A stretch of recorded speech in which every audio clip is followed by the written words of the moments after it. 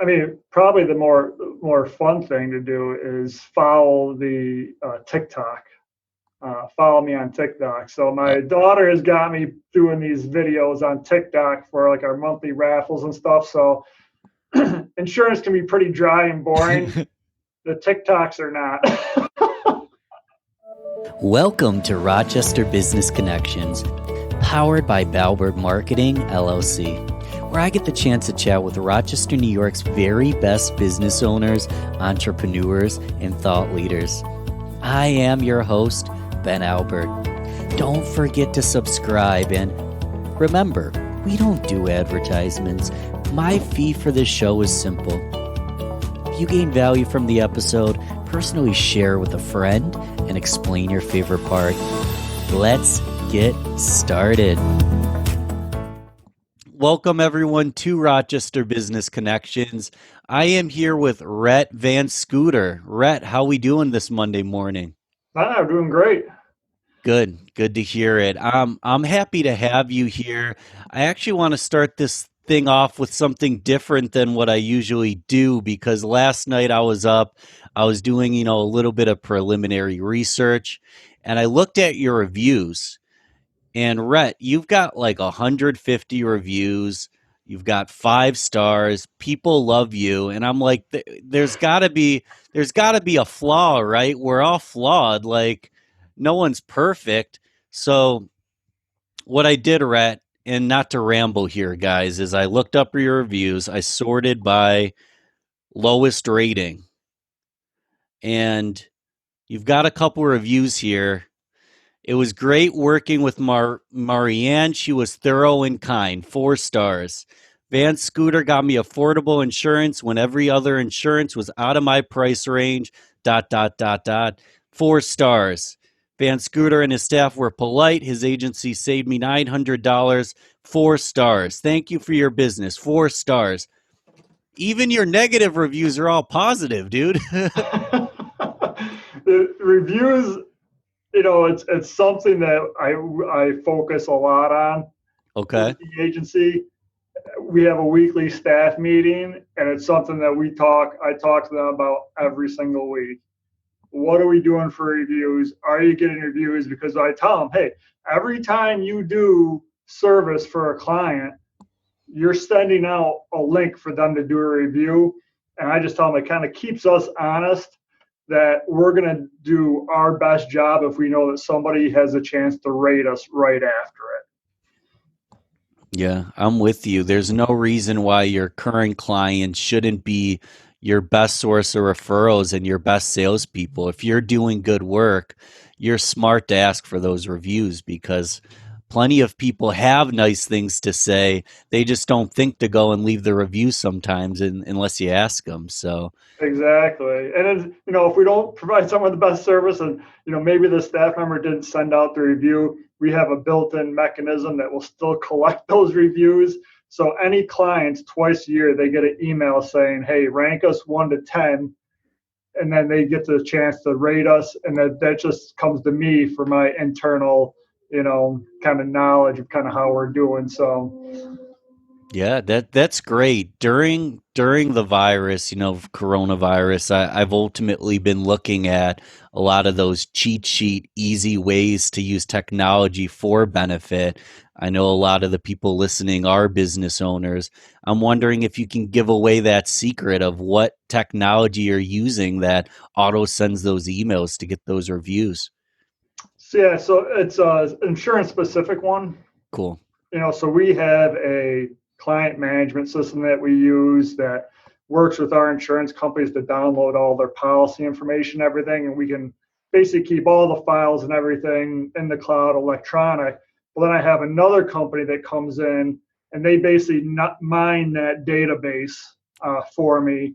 So whenever somebody's coming up for a renewal, they know all the dates. So they're sending all these emails out based on certain trigger points throughout the client's lifetime.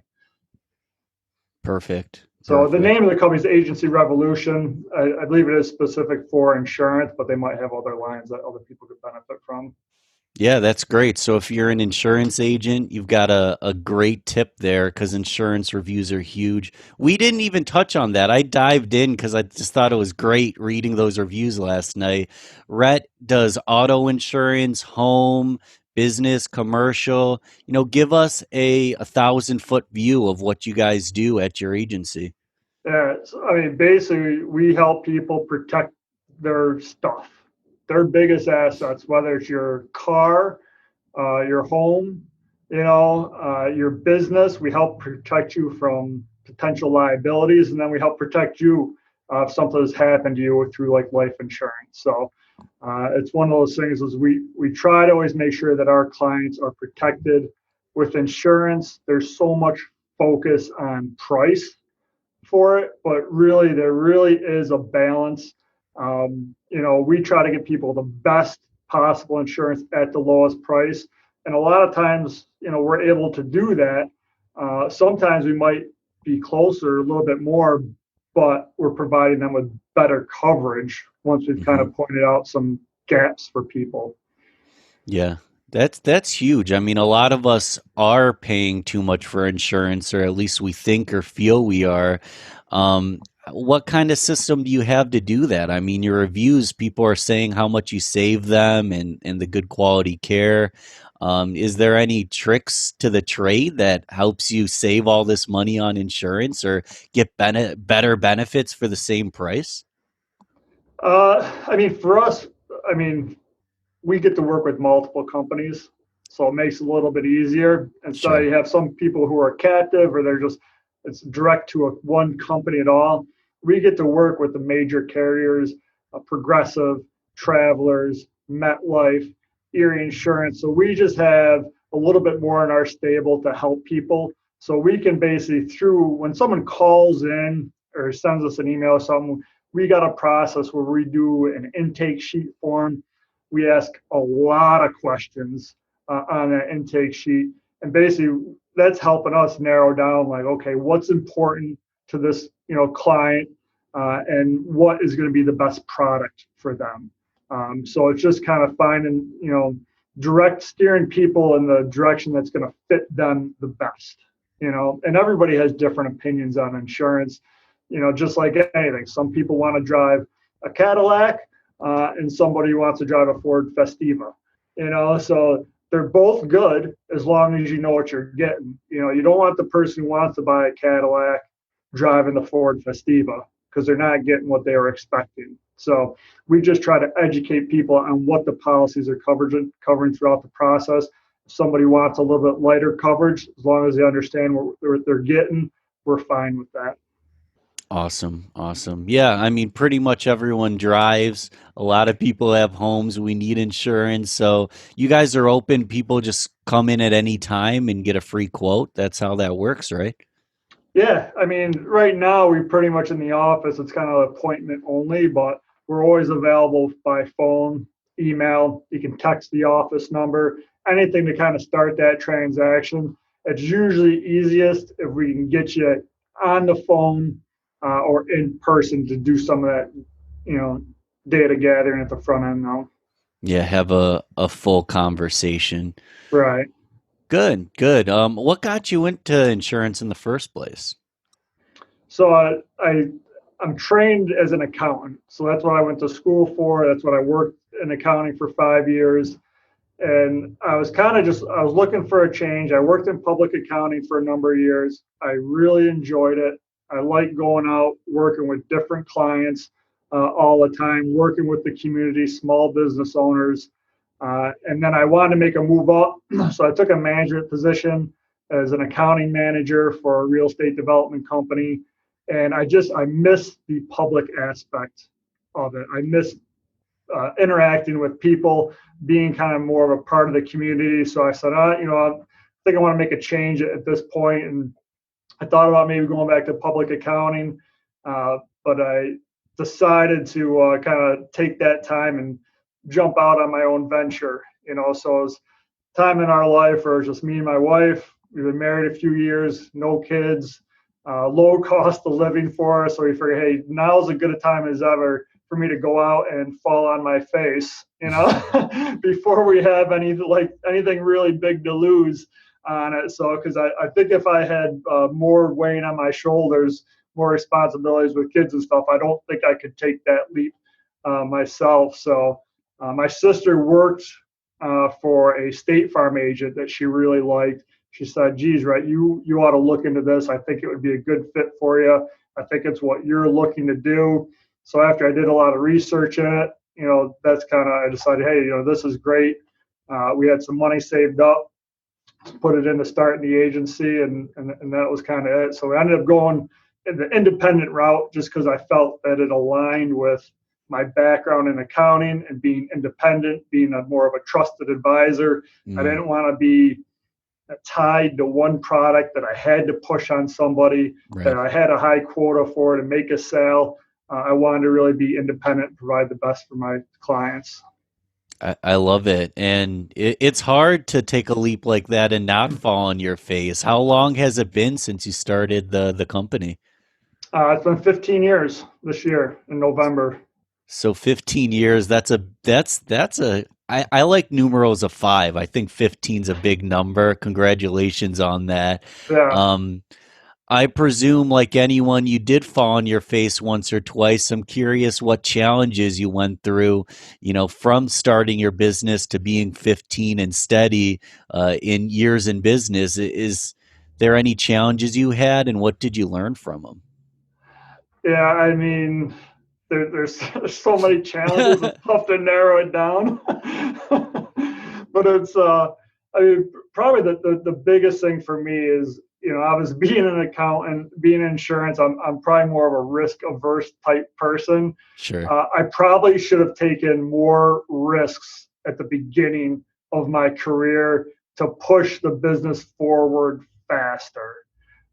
So we probably moved slow at the beginning, which, in the end, it probably worked out fine for me since I was pretty green to the industry, for it. But that was probably something, if I could go back and do it again, I would probably push a little bit harder in the beginning, maybe spend a little bit more money, trust in the process.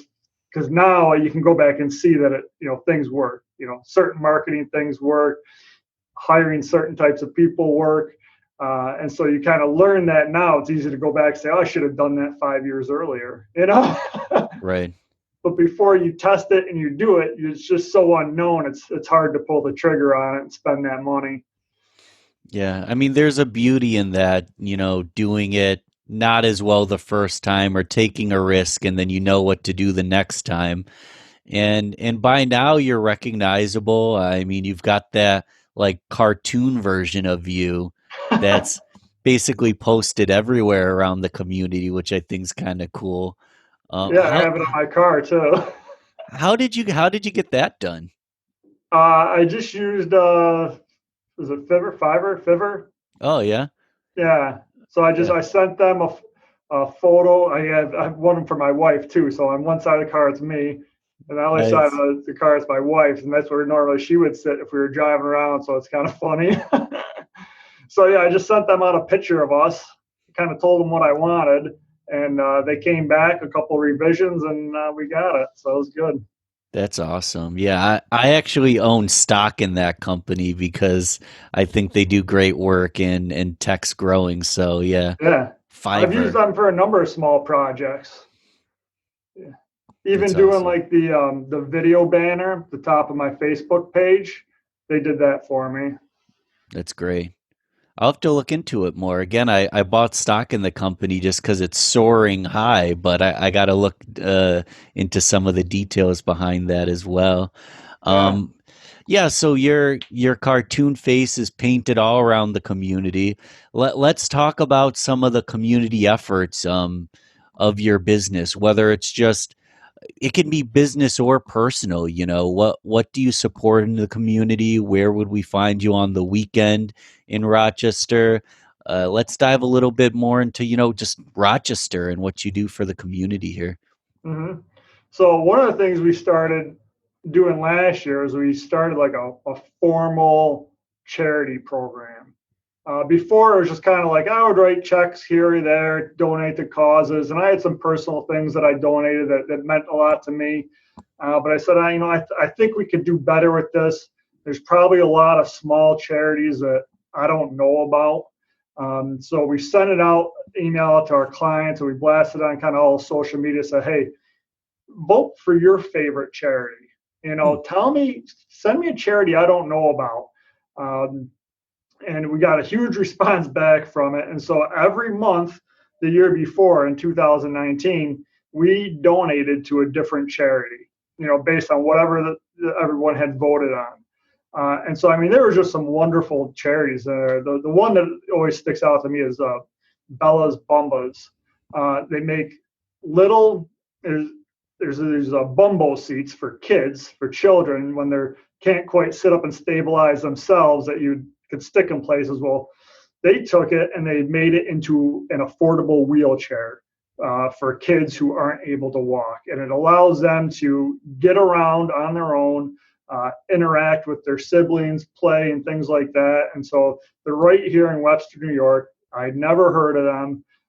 So we were able to donate to them. It was kind of one of my favorite charities that we had donated to. So it was just things like that, finding these little charities that we were able to donate to on a regular basis, where, a check for whatever it was, 150 to 200 bucks made a big impact. So essentially we had bought, I don't know how many, 1 or 2 chairs that could be sent to children around the world, for it. So this year we said, you know what, $150, $200, we'd like to give more to these charities. So this year we did it every other month.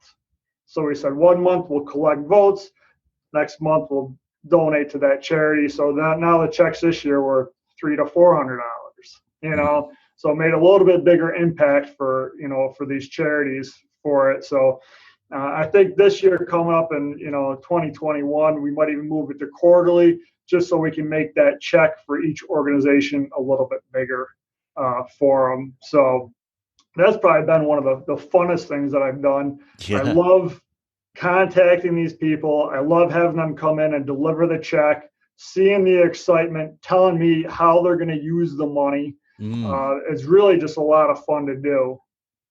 Absolutely. How do I vote for my charities? So right on our webpage, we have a link to vote for your charity. We send it out, when the voting is going to open. So we'll probably open it up in January, and we'll blast it out to everybody on all our social media and all that stuff. We'll probably collect everything for a month. So this month we're donating to Phoenix Academy, and we're just helping. It's a Greece school. It's an alternative school where basically the kids aren't able to function in the regular high schools or middle schools that they attend. So they go to this smaller school with special teachers, and there's more probably economic hardship with these children. So we're just helping them. We're helping the school purchase Christmas gifts for these kids who probably otherwise wouldn't have got them. So beautiful. Hey, thank you for all that. I'm going to vote. What's the website? Let's say it now so someone can go on and stay in tune and be involved. Yeah, so it's just my name, last name, VanScoter, and it's spelled with 1 O. So Van, VANSCOTER, and then it's insurance, all spelled out.com. So just VanScooterInsurance.com. Good stuff. Good stuff. What about for fun? You're not working. You're not helping the community with charities. You're just doing stuff for Rhett. You're just having a good time with your family. Where would we find you on the weekend? What do you like to do? I mean, right now, because there's so many things that you can't really do too much. Right. One of my favorite things to do with my kids is we like to go geocaching. Oh, yeah. So are you familiar with that? Yeah, absolutely. Yeah. So I downloaded the app a couple years ago. And it's just a lot of fun. I like being outdoors. I like hiking. But when you do it with the kids, it's nice because it gives them a little treasure hunt aspect to it. And there's so many caches in Rochester around the area. And the kids love hunting for them and finding them. So it's taking us to some different places that we normally wouldn't have probably gone to. So that's a lot of fun. If it wasn't, if we weren't in this kind of shutdown, you would probably find me at any local Rochester sporting event. Absolutely. Yeah. Rochester has great sports. I'm bummed that the Rhinos are kind of put on a stop. Do you know if the Rhinos are coming back offhand? I don't know. We'll see what happens. This has been a crazy year. Everyone knows this. I almost feel like I have this conversation too much, but it is a great source of knowledge talking to so many people about how they've navigated 2020. Um, how has COVID affected your business, and what are some changes that you had to enact this year? Yeah, so for us, I mean, I knew right away, you know, we weren't going to be able to focus on kind of new business. There's a lot of changes right off the bat with insurance that people were needed to be informed about. So because people weren't driving, so all of a sudden all these insurance companies all started coming out with essentially rebates, for them to say, hey, you're not driving, you're going to get this amount of money, you're going to get this. So we really focused on communication with our clients during that time frame. We focused on service them, just keeping them aware of all the changes that was going on. And then, like any business, you got to have sales. So once we got through that kind of initial, like, hey, what are we doing as an agency, right? Are we able to function not here in the office together? Luckily, I was already set up, to be remote. So for us, it was just like, hey, all right, it's Friday. You're taking your computers home, set them up over the weekend. We'll make sure everything works on Monday, Mm, type of deal. And you wow. got a little bit of snafus here and there, but other than that, it was relatively seamless for us. I shut us down probably a week earlier because I could kind of see it coming. And I Mm, just followed what one of our insurance companies were doing. They said, hey, we're closing on this Friday, sending all our employees home. So I said, all right, if that's what they're doing, I'm going to do the same thing. So we were a week ahead. So we were kind of ready for it when everything else shut down. But then it's just, you make sure your employees are safe first. Then you work on your customers, and then you say, all right, now, we got to make sure that we still get paid. So we still got to drive some sales in. But it's tough to go out in that time and say, hey, there's this economic crisis. Let's go, rustle up some new business because people aren't really spending money like they used to be. What we found though is that there's that surge of people RVing, buying campers, buying RVs. So we found that it was a good time to kind of let our clients know, like, hey, if you're going to buy this RV or camper or do something, let us know because we can help you out with the insurance on it. You don't want to make this big purchase and not have it covered properly. So you always try to find a way to help your clients at angle, and it helps us as well during the time. So it's just kind of shifting our focus from maybe our standard auto and home insurance hmm to kind of find that new niche. Like, okay, we're going to look at RVs and stuff, or hey, people are buying some toys here. They're buying boats because they can't go on vacation, so they're Right. getting a boat. So we did a little more boat insurance. That's a good point. I mean, there's never been a better time to be like, you know what? I'm working remote. I'm just going to live in an RV for 6 months. There's nothing else to do. So that and I like what you said there because there's always that emotional, that emotional high when you get a boat, you get an RV, but logically you need to find a way to pay for it and you want to make a proper decision as to how you're going to fund it. You don't want to be paying too much. So that's where someone like you comes into play, where you can make sure they're getting the best deal on their investment and they end up not regretting it. When the virus goes away, they end up loving it and appreciating that they made the decision and Right. that you guys helped them. So Yeah, you that's want to good make sure stuff. that those toys are covered for people. And you go out and you spend anywhere from ten to $50,000 or more on these things. You'd hate for something to happen right away, and you're already maybe financially strapped, Right. and then this is just going to add to it if you're not covered properly. Yeah. Yeah. But hey, they're a ton of fun. It's different than gambling when you show up and give your money away. You're actually investing in something really, really cool that you can have a good time in. So I support that. Yeah, it's about experiences, right? Yeah. Yeah. And wow, time flew by. I want to move to the rapid fire round where we just ask easy either or questions, short answers, where get to know you a little bit better. Sure. Coffee or tea, Tea. beer or wine or water. Yeah, try water. Yeah, no beer. I used to drink beer. That would still be my preference, but it's been a while since I had a beer. I've asked beer or wine a lot, and there's a lot of non-drinkers. Believe it or not, a lot of business owners don't drink. It makes sense because it is a stressful job, and you need to stay focused. So I Yeah, think it I got comes to add down to water. yeah, it comes down to a productivity thing. It's one of those things like on a Friday night, you might have one or two drinks. Well, you know what? That's going to affect me on Saturday. I'm not going to get up as early as I normally would have. It just kind of shoots the rest of the day for me. Is okay. I might not get my morning workout in. Maybe I can't spend as much time with my kids. So just those small decisions have a snowballing effect. Yeah, it makes perfect sense. Speaking of productivity, are you a morning person or are you a night owl? Morning all the way. My alarm goes off at 4:15 in the morning. Wow. Okay, then let's digress a little bit. 4:15 in the morning. Are you the first one up or do people wake up that early in the house with you? Oh, I'm the first one. So What? I got four kids. So that's like if I want any alone time, it's from 4:15 in the morning till 6 a.m. I hear that. No, I wish I woke up that early. I know the benefits. I'm curious, are you reading? Are you working out? What are you doing with that time where it's just your time in the morning to start the day?